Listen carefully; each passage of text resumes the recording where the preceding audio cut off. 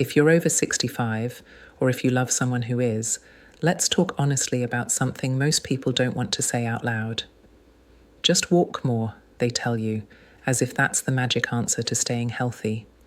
They mean well, but they don't see the pain in your knees when you try to stand. They don't see the fear of slipping on wet grass or loose gravel. They don't notice how your heart races even when you're crossing the living room. They don't hear the quiet shame in your voice when you admit you're too unsteady to go for that walk today. And they definitely don't see the frustration of being told, just move more, as if you haven't tried.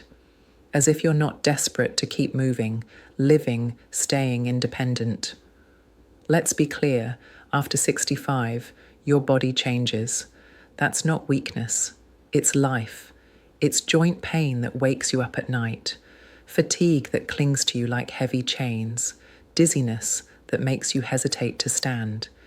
It's swelling in your ankles by mid-afternoon, telling you your blood isn't flowing like it used to. And yet the advice is always the same. Just walk. But what if that's not only unhelpful, it's potentially harmful? Because pushing yourself to walk when your knees scream in protest or when you're afraid of falling can be dangerous. It's not about giving up, it's about being smart, because there are safer, simpler, doctor-recommended alternatives to walking. 5 moves you can do right at home, no fancy equipment, no risk of falling, no shame, no blame. Movement isn't about competing in a marathon or bragging about your step count.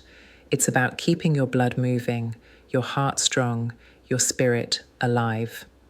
If any of this sounds familiar, please stay with me, because this might be one of the most important videos you'll ever watch for your health. You are not too old. You are not too fragile. You are not too late. You just need the right plan.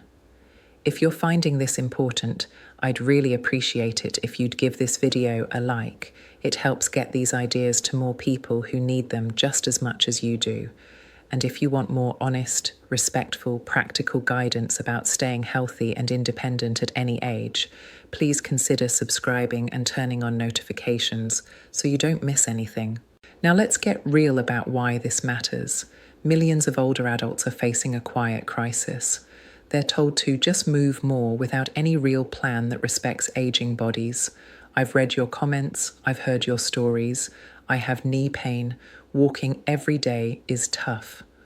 I'm turning 86 in October. I hate exercise and sports. People don't realize they're shaming you when they say, just walk. I live alone. I'm scared of falling. My doctor says walk 20,000 steps. My knees can't do that. You are not alone, and you're not making excuses. You're telling the truth, because the truth is that poor circulation isn't just uncomfortable, it's dangerous. Blood pools in your feet and ankles. You're at risk of swelling, numbness, blood clots, even strokes. Your heart has to work twice as hard to pump blood uphill, and sitting too long without the right movement can make all of this worse. But here's the beautiful part. Movement doesn't have to mean long walks or gym workouts. It can be gentle, subtle, safe, even done while sitting. And it can help you reclaim your strength, confidence, and independence. That's exactly what these 5 doctor-recommended moves are designed to do. Today, let's begin with the first one that can change everything about your circulation and heart health. The first move is something called the seated heel-toe pump. It sounds almost too simple to matter, but that's exactly why it works. Your calf muscles are often called your second heart by cardiologists. They're the pump that sends blood back up to your real heart. When you sit too long, this pump mechanism shuts down, blood pools in your feet, ankles swell, your heart strains to move blood uphill. The seated heel-toe pump mimics that natural pumping action without placing stress on your knees, hips, or back. You simply sit upright in a sturdy chair with your feet flat on the floor. Slowly raise your heels while your toes stay planted. Hold for a moment, lower your heels, then raise your toes while your heels stay down. Hold, lower, and repeat. Do 20 to 30 repetitions if you can, but even 5 is better than nothing at all. What makes this exercise so powerful is that you can do it while watching TV, reading, waiting at the doctor's office, or talking on the phone. It's so simple that it feels almost silly, but that's the point. Simplicity is accessibility. Simplicity is what makes you actually do it. Franklin's story proves it. He's 79, living alone in Ohio. After a minor stroke at 78, he was terrified to stand without his walker. His doctor just kept saying, "Walk more," and Franklin felt like screaming, "I can't." When his physical therapist introduced him to heel-toe pumps, he thought it was pointless, but he agreed to try. He set a timer and did 20 reps every hour while watching his favorite westerns. 2 weeks later, he noticed the swelling in his feet had gone down. They weren't freezing cold all the time. He didn't feel that crushing heaviness in his chest when he stood up. He even managed to shuffle to the kitchen without clinging to the walls. He told me, "I finally felt like I was participating in my own recovery." This is the power of these tiny, gentle movements. They aren't athletic or flashy. They're about keeping your blood moving. Every time your calves contract, they literally squeeze blood back up your veins toward your heart, reducing its workload. You lower your risk of clots, reduce swelling, improve oxygen delivery to your tissues. This isn't just exercise, it's medicine for your circulation. Beyond the physical, there's a deeply emotional benefit here. Many older adults feel shamed when people tell them to move more, as if they're lazy or don't care about their health. But the seated heel-toe pump breaks that barrier. It gives you permission to say, "I am moving. I am helping myself. I am worth this effort." You don't need special shoes. You don't need to risk a fall outside. You don't even need to change clothes. Just try it. Set a gentle reminder on your phone every hour. Make it part of your day, even during phone calls with family or commercial breaks on TV. Because health isn't about counting steps on a watch. It's about keeping blood moving and giving your heart the rest it deserves. The second move I want to share with you today is the wall push-up. If the heel-toe pump is about improving circulation in your legs and helping your heart from the ground up, wall push-ups are about supporting your chest, arms, back, and lungs from the top down. I know when people hear push-up, they imagine young athletes sweating on the floor, but that's not what this is. Wall push-ups are simple, safe, supported. You don't have to get on the ground. You don't have to worry about getting back up. You don't even have to change out of your pajamas if you don't want to. Your upper body circulation is just as critical as your legs. Your chest, arms, and back hold vital blood vessels. Your lungs sit there, expanding and contracting with every breath. Gentle, controlled movement in these areas improves blood flow, supports the muscles that help you breathe, and reduces the tightness that can choke off circulation over time. Doing them is easy. Stand a couple of feet away from a sturdy wall. Place your palms flat at shoulder height. Keep your body straight. Bend your elbows slowly to bring your chest closer to the wall. Then gently push yourself back to the starting position. 5 to 10 repetitions is more than enough to begin. You can do them in the hallway, at the kitchen counter while your coffee brews, even in the bathroom while waiting for the shower to warm up. Let me share Margaret's story with you. She's 83, living in Arizona. She has severe arthritis in both hips and knees. When her doctor told her she needed to build strength, she felt crushed. "I can't even get down on the floor," she thought. She was sure she was too old for any kind of exercise. Then her daughter showed her wall push-ups, just 5 each morning. That was it. After 2 weeks, Margaret was breathing easier. She found herself standing taller. She even felt stronger. She told me, "I thought my body was too old, but really, I just needed permission to try." This is what wall push-ups can do. They gently strengthen your chest, shoulders, arms, and core. They support the breathing muscles that are essential as we age. They help train your heart to pump more efficiently with less strain. And there's another hidden benefit: emotional release. Many older adults carry a weight on their chest that isn't just physical. Anxiety, regret, grief. Moving the chest, pushing away from the wall, it can help you let go of that emotional burden. You might notice your shoulders relaxing, your breathing deepening, your mood calming. That's not accidental. It's your nervous system responding to safe, controlled movement with relief. Please don't let fear of falling, joint pain, or limited mobility rob you of your strength. These first two moves are your foundation. They meet you where you are, no matter your age, pain level, or confidence. You are not too old to move. You are not too fragile to get stronger. You are not too late to care for your heart. These aren't workouts in the traditional sense, they're your lifeline. If you try just these two movements consistently, you'll already be doing more for your heart than most people ever realize. But there's even more. In the next few minutes, we'll unlock 3 additional doctor-recommended moves, including one you can do right in your chair that can help lower your blood pressure while you watch TV. Stay tuned. Your heart and your future deserve it. If you're still here, that says something powerful about you. It means you care about your health, about your future, and you're willing to consider safer, more realistic ways to protect your heart, even if you've been told too many times that just walking more is the only answer.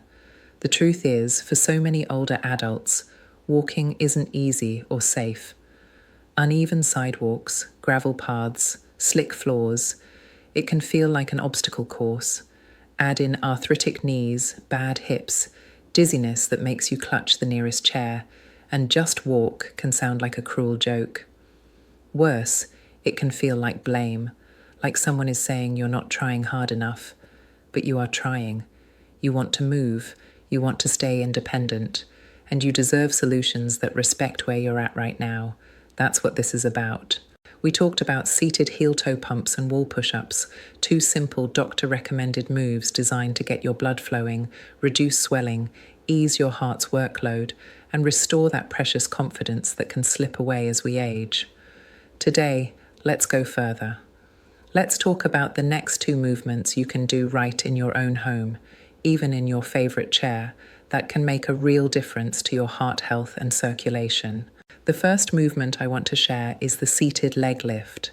If you've ever felt swelling in your ankles, cold feet that just won't warm up, or that heavy dragging sensation in your legs after sitting too long, this move is for you. Your thighs, calves, and hips contain some of the largest muscles in your body. When they're engaged, even gently, they create a powerful pumping action that pushes blood back up toward your heart. But when you sit for hours, that pump goes quiet, blood stagnates, swelling happens, your heart has to work harder, and you feel it in the heaviness of your legs, the coldness in your toes, the frustration that you can't just get up and go like you used to. But here's the good news. You don't have to stand up, balance, or risk falling to wake those muscles up. The seated leg lift is designed to do exactly that, safely and effectively. To do it, sit in a sturdy chair with your back straight and both feet flat on the floor. Slowly lift one leg just a few inches off the ground, hold for a moment, then lower it back down. Switch legs, alternate slowly and rhythmically. Aim for 10 to 20 lifts per leg, but even 5 is better than none. The best part? You don't need special clothes or shoes. You don't need to leave your living room. You can do it while watching TV, talking on the phone, or waiting for your tea to steep. Let me tell you about George. He's 80 now, living alone in Michigan after losing his wife 6 years ago. For a long time, George spent his days in silence, getting up only for meals or to shuffle to bed. He told me, "It felt like I was just waiting for the day to end."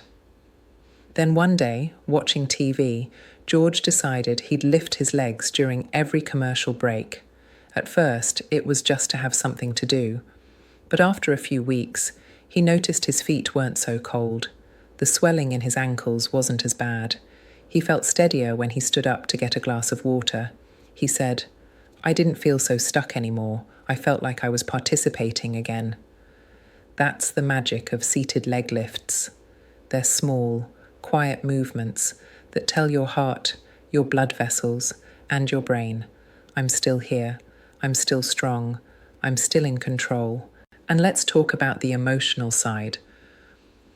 Anxiety loves to sneak in when you feel helpless, when you think, I can't even stand up without help. But this simple, repeated motion restores a sense of rhythm and purpose. It gives you back agency, one lift at a time. You don't have to climb stairs or circle the block. You just have to lift your leg, breathe, and know you're doing something good for yourself. That's wisdom in motion. Now let's switch gears and talk about something you might not expect. Your hands. Because the next doctor recommended move isn't about your legs at all, it's about your grip. Most people think heart health is all about big muscles and long walks, but cardiologists have discovered one of the simplest, most effective tools for protecting your heart is literally in the palm of your hand grip exercises. This is one of the best kept secrets for seniors looking to manage blood pressure, improve circulation, and maintain strength, all without getting out of a chair. When you squeeze and release with intention, you're not just working your fingers, you're creating what doctors call a vascular response.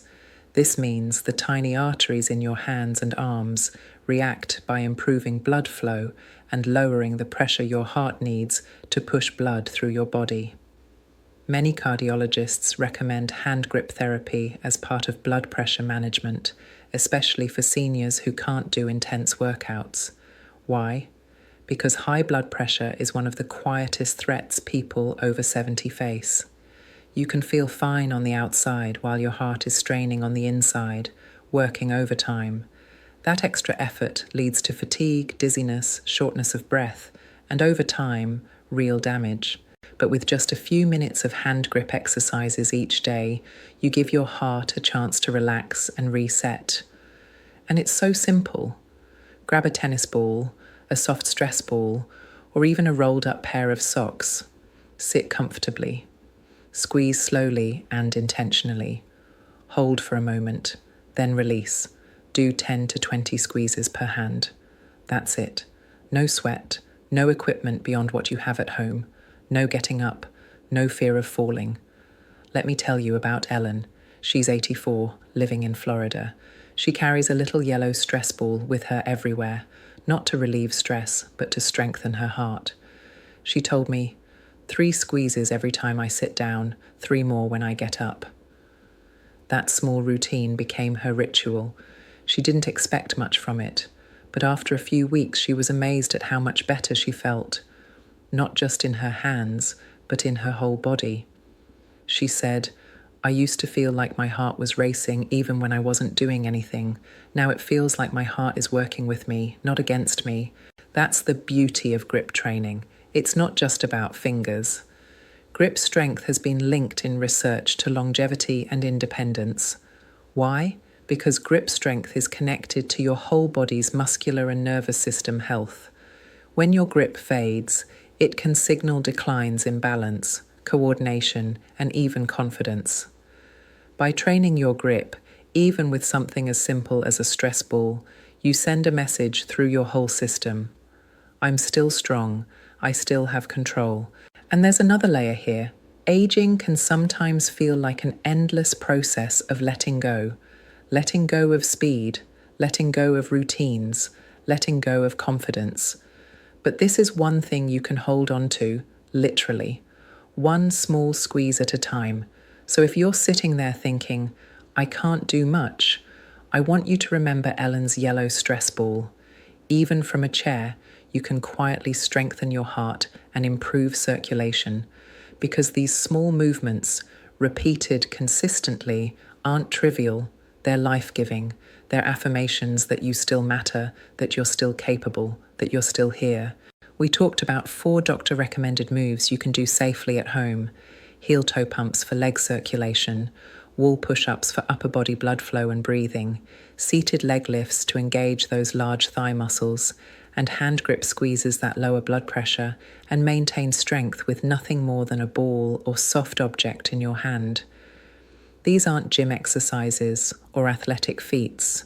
They're simple, safe, proven methods to improve circulation, ease your heart's workload, reduce swelling, and restore confidence in your body.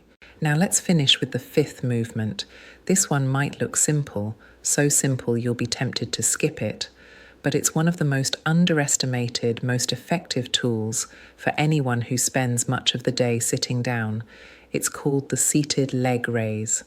If you're someone who's heard over and over that you have to walk to stay healthy, but you're scared to risk a fall, or your joints simply won't take that pounding anymore, then this is your solution. It's not just a replacement for walking. It's a safer, controlled way to maintain the critical pumping action that keeps blood from pooling in your legs, reduces swelling, and helps your heart do its job without straining. Here's the problem with sitting still too long. When your legs don't move, blood pools in the lower body.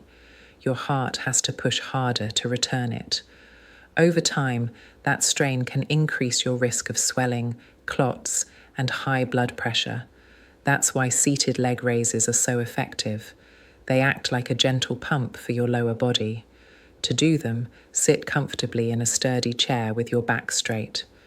Keep one foot flat on the floor while you slowly raise the other leg, keeping it as straight as you comfortably can.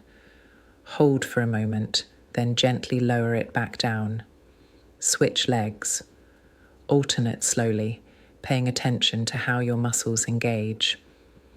You don't need to swing your leg high, just enough to activate those important muscles. Aim for 10 to 20 raises per leg if you can, but even 5 is a start.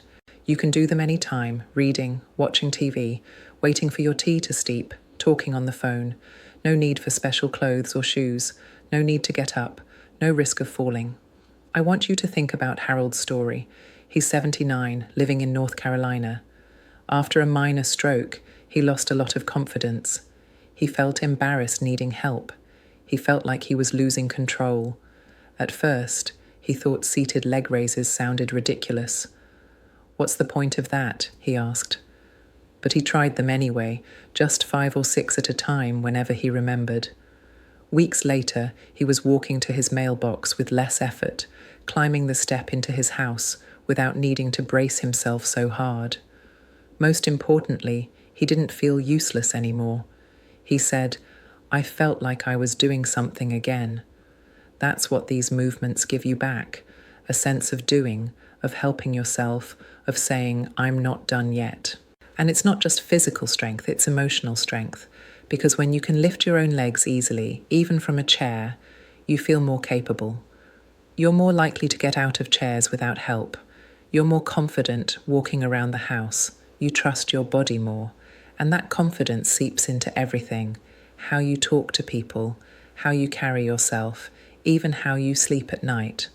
Because feeling physically capable calms that anxious voice in your head that says, "What if I can't?" If you felt stuck, tired, or afraid to move, remember this. Your legs don't need you to run a marathon. They just need you to lift them a few inches at a time. Every lift is a promise to your heart. I'm still here. I still matter. Now that you know all 5 of these doctor-recommended moves, let's talk about how to actually use them. Because knowing is one thing, doing is what changes lives. You might be wondering, how do I fit these into my day? The answer is, make them part of what you already do. There's no rigid schedule you have to follow. These aren't rules, they're tools. Do heel-toe pumps during commercial breaks, wall push-ups while the kettle boils, seated leg lifts while you're on the phone, hand grip squeezes while reading or watching TV, seated leg raises before bed or first thing in the morning. You don't have to do all 5 every single day.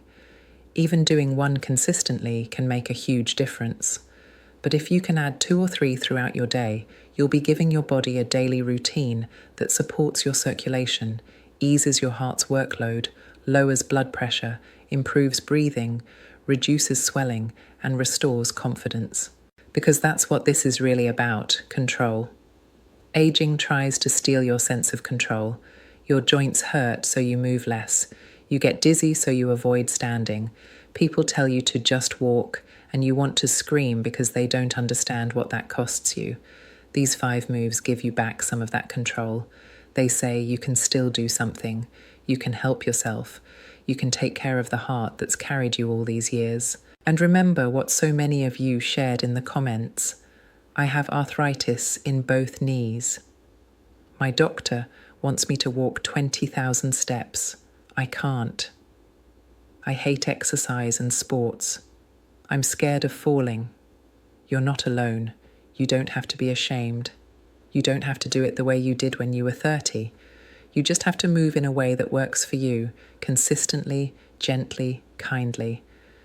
Because healing doesn't always happen in big leaps. Sometimes it happens in a quiet chair as you lift your leg. Sometimes it happens in a gentle push against a wall, feeling your breath deepen. Sometimes it happens in the squeeze of a tennis ball while the morning sun pours in. These small things add up. They build momentum. They give you back dignity. They remind you that you're still here, that you still count, that you still have the power to care for your own heart. So please don't wait. Pick one of these 5 things and try it today. Not all 5, just one. Maybe the hand squeeze, maybe the heel-toe pump, maybe the seated leg raise. Start with what feels easiest.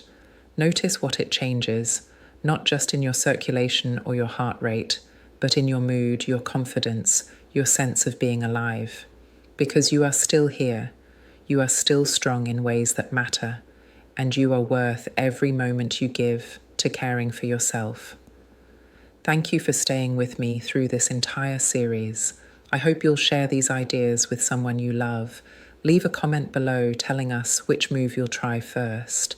And please remember, you're never too old to do something kind for your heart.